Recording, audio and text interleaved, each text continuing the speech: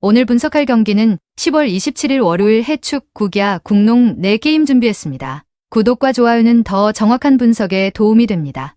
바로 시작합니다. 첫 번째 경기 메가서 대 에드류나입니다. 메가서 FC는 4-4-2 전형으로 하프스페이스 침투와 전환 템포가 핵심입니다. 이코노미디스는 공격 전개의 중심축으로 드리블과 패스 타이밍 조절 능력이 뛰어나며 상대 수비 간격을 흔드는 데 탁월합니다. 카세레스는 압박 회피 능력이 좋아 하프스페이스로 이동하며 전진 연결을 유도하고 란다두는 세컨드볼 싸움과 압박 가담에서 존재감을 보입니다. 메가서는 점유보다는 효율적인 공격 전환을 통해 공격의 속도를 높이며 수비 시에는 중원 간격을 일정하게 유지해 역습 효율을 극대화합니다. 키키 홈에서는 초반부터 강한 압박으로 경기 리듬을 선점하는 경향이 뚜렷합니다. 애들레이드는 4-4-2 전형을 유지하지만 중원 간격이 벌어지고 압박 타이밍이 불안정합니다.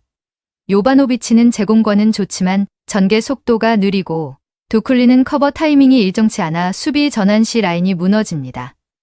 알라기치는 왕복 능력은 좋으나 수비 복귀 타이밍이 늦어 간격 유지에 어려움을 겪습니다. 중원 압박이 느슨해 하프 스페이스가 쉽게 열리며 라인 간격 붕괴로 인해 상대 이선의 침투에 자주 당합니다. 특히 하이프레싱 시 수비 뒷공간이 노출되며 원정에서는 수비 밸런스 불안이 더욱 두드러집니다.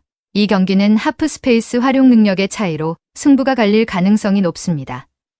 메가서 FC는 이코노미디스를 중심으로 빠른 전환과 압박 효율을 극대화하며 경기 리듬을 주도할 것으로 예상됩니다. 반면 애들레이드는 중원 간격 붕괴와 느린 전환으로 인해 공간 대응이 어렵습니다. 홈의 강세와 템포 유지력에서 앞선 메가서 FC가 우세한 경기를 펼칠 가능성이 높습니다. 두 번째 경기 LG 대 한화입니다. LG는 임찬규를 선발로 내세워 연승에 도전합니다. 9월 29일 한화전에서 5이닝 5실점으로 부진했지만 시즌 막판 체력 저하 영향이 컸던 만큼 이번엔 충분한 휴식으로 반등이 기대됩니다.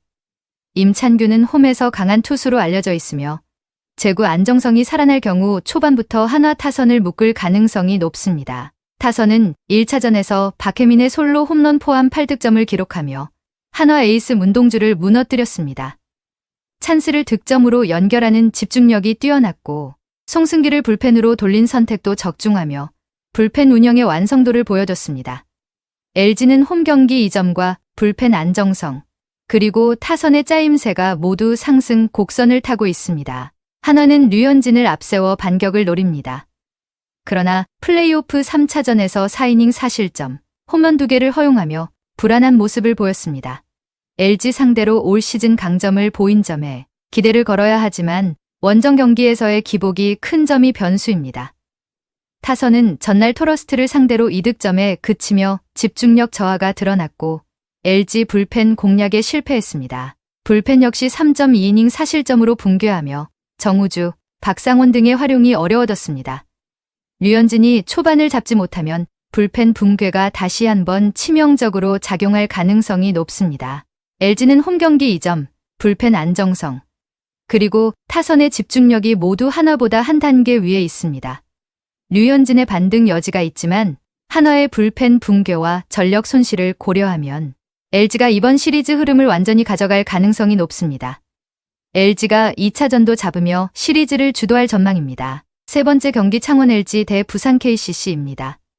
창원 LG는 경기 리듬을 리바운드에서 만들어내는 팀으로 아셈 마레이의 존재감이 절대적입니다. 마레이는 박스아웃과 순간적인 위치 선정이 뛰어나 세컨드 찬스를 양산하며 골밑을 완전히 장악합니다.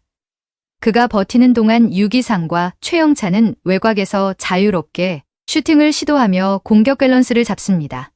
유기상은 컷인과 오프 더 볼 무브로 공간을 열어주고 타마요는 하이포스트에서 연결고리 역할을 수행합니다. 창원 LG는 리바운드 후 빠른 트랜지션으로 점수를 이어가며 세컨드 찬스 득점을 경기 흐름의 핵심으로 삼습니다.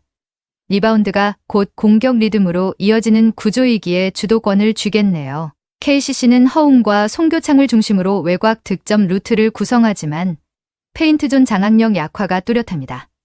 슐롱은 공격 리바운드에는 강점을 보이나 수비 리바운드 가담 타이밍이 일정하지 않아 세컨드 실점을 자주 허용합니다. 허웅은 외곽 슈팅 감각이 뛰어나지만 볼 점유가 길어질 때 공격 리듬이 단조로워지고 송교창은 돌파, 중심 플레이로 페인트 존에서의 몸싸움 비중이 적습니다. 결국 리바운드 주도권이 상대에게 넘어가는 순간 팀 전체 템포가 급격히 떨어지는 구조를 보입니다. 창원 LG는 리바운드 주도권을 중심으로 세컨드 찬스 득점에서 확실한 우위를 점할 전망입니다. 반면 부산 KCC는 수비 리바운드 약세와 페인트 존 커버 문제를 해결하지 못하면 후반 흐름을 잃을 가능성이 큽니다. 경기 주도권은 나레이를 축으로 한 창원 LG가 잡을 것으로 보이며 리바운드 싸움이 곧 승부를 좌우할 것입니다. 네 번째 경기 레알 베티스 대 AT 마드리드입니다. 베티스는 4-2-3-1 포메이션을 기반으로 초반 전방 압박 강도를 높게 가져가지만 후방 라인의 라인 간격 관리가 불안정합니다. 에르난데스는 왕성한 활동량으로 압박 트리거 역할을 하지만 뒷라인이 제때 따라붙지 못해 압박 실패 시 중원 간격이 벌어집니다. 로드리고 리켈맨은 좌측에서 돌파로 템포를 끌어올리지만 수비 전환 시 복귀 타이밍이 늦습니다. 로셀소는 볼 배급 능력이 탁월하지만 압박 타이밍이 일찍 걸리며 세컨드볼 대응이 느려 리스크를 초래합니다. 특히 후방 라인이 늦게 올라와 뒷공간이 쉽게 열리고 빠른 전환을 시도하는 팀에게 중원 중심을 침투당하기 쉽습니다. 점유율은 유지하려 하지만 압박 실패 후 리커버리 속도는 여전히 약점입니다. AT 마드리드는 4-4-2 포메이션으로 조직적인 압박과 빠른 전환이 강점입니다. 그리즈만은 전방에서 볼 소유와 함께 이선의 타이밍을 이끄는 역할을 하며 파블로 바리오스는 하프라인 근처에서 템포 조절과 전진 패스의 정확도가 뛰어납니다. 줄리아노 시메오네는 순간적인 뒷공간 침투로 수비 라인의 균형을 무너뜨리며 전진 타이밍을 정확히 읽어 공격의 효율을 극대화합니다. AT 마드리드는 공을 잃어도 곧바로 역압박을 시도해 세컨드볼 회수율이 높고 바리오스와 시메오네의 하프 스페이스 침투가 베티스의 구조적 약점을 정면으로 공략할 수 있는 무기입니다. 베티스는 전방 압박 타이밍은 좋지만 수비 라인의 반응이 늦어 간격이 벌어지는 문제를 극복하지 못하고 있습니다. 반면 AT 마드리드는 세컨드볼 장악, 전환 속도, 라인 간격 유지 모두에서 완성도가 높습니다. 이번 경기는 AT 마드리드가 전술적 균형과 실리적인 운영으로 베티스의 허점을 파고들며 승리를 가져갈 가능성이 높습니다.